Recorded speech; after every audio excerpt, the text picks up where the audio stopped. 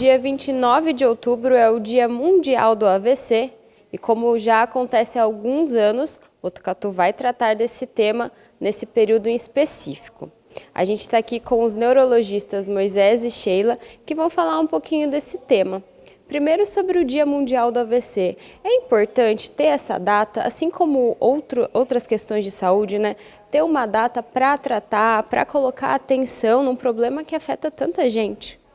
Sim, é muito importante ter uma data específica para isso, principalmente para alertar a população como uma forma de prevenção a esse tema tão importante na saúde pública, que é o AVC.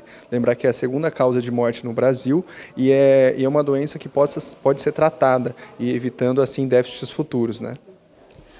Esse ano a campanha tem algum foco? A gente estava conversando, tinha até um lema, né? Não seja você, ou alguma coisa assim, porque 1 a cada 4 pessoas tem AVC. São reais esses dados?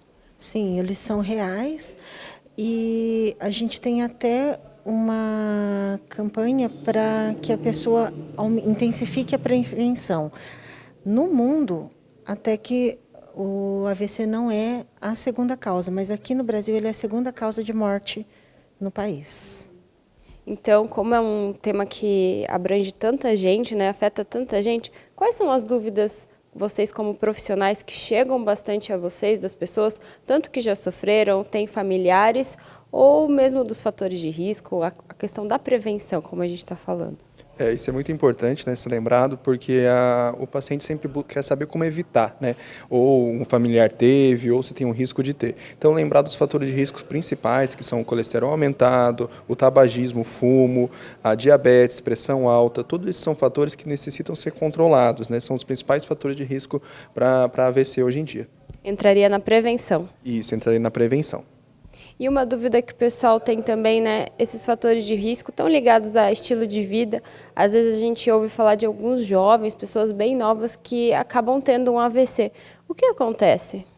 A maioria das causas em AVC em jovem são causas ainda que algumas traumáticas, né, ou seja, alguma lesão, um trauma na região, principalmente região cervical, algumas causas genéticas, né, mas geralmente não estão associadas a esses fatores de risco que eu disse anteriormente. O AVC em jovem, apesar de ele ser uma causa menos comum, a gente está acabando vendo mais, principalmente pela procura maior aos centros, às saúdes públicas. Então isso é muito importante ser lembrado também, que não existe só AVC em pessoa idosa, existe AVC em jovem também, e lembrar que os fatores de risco. Como agir na hora que identifica um AVC, né?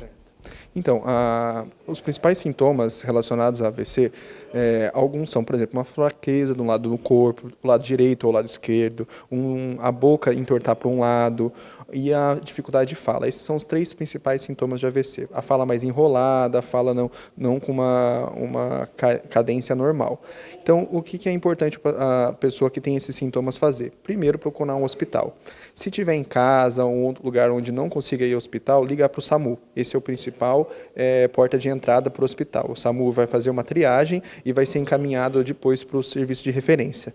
A agilidade é muito importante. É muito importante, é essencial a procura mais rápida do serviço de saúde, porque o tempo que o paciente chega no hospital faz diferença para o tratamento que pode evitar sequelas. Uma coisa que acontece muito é o familiar falar, ele é mais velho, vamos esperar melhorar, vamos ver se passa.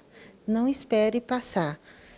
Começou o sintoma, liga para o SAMU, procura atendimento, porque nós temos uma janela muito pequena para tomar providências.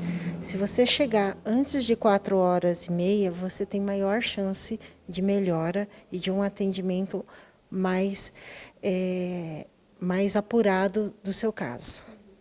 E esse pós-AVC, o que Botucatu oferece de serviço para a recuperação desse paciente?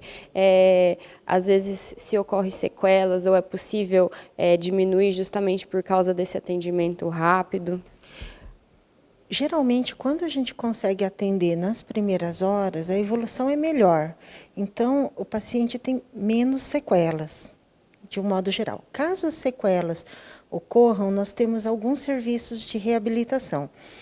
Então, quando o paciente sai do hospital, ele já vai encaminhado para um serviço de fisioterapia, fonoaudiologia, nutrição, para poder fazer esse atendimento do pós, que é uma orientação para todas as coisas que vão acontecer, porque os familiares saem muito perdidos, porque é uma outra vida que o paciente vai adquirir.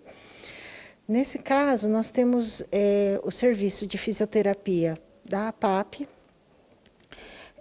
nós temos o serviço do Luci Montoro, que é um serviço de reabilitação multidisciplinar, que está sendo instalado desde o ano passado. E temos a fisioterapia dentro do nosso serviço da Unesp.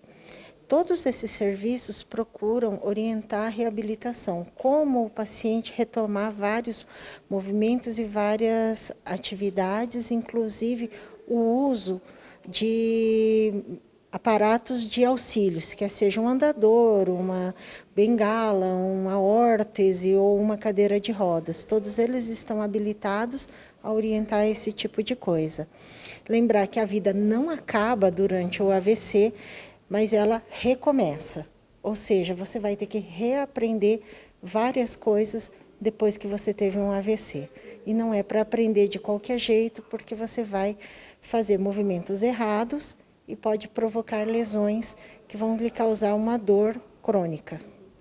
Algum outro ponto que é importante a gente reforçar nesse Dia Mundial do AVC? Nosso tema hoje, aqui na campanha desse ano, né, não seja um deles. Ou seja, nós sabemos que 1 a cada 4 pessoas vai ter um AVC. Isso é uma estatística. O nosso lema hoje é evitar que você seja essa pessoa, né? Não deixe que você seja essa pessoa. Então, é mais um movimento de conscientização das pessoas, lembrando dos fatores de risco, das maiores chances de ter, e lembrar que o AVC pode ocorrer em qualquer idade. E se você tiver uma dificuldade, um sintoma que possa ser um AVC, procurar o serviço de emergência o mais rápido possível. Tá certo, obrigada. Fica esse reforço do Dia Mundial do AVC. Eu sou a Carolina Vieira para o Câmara Informa.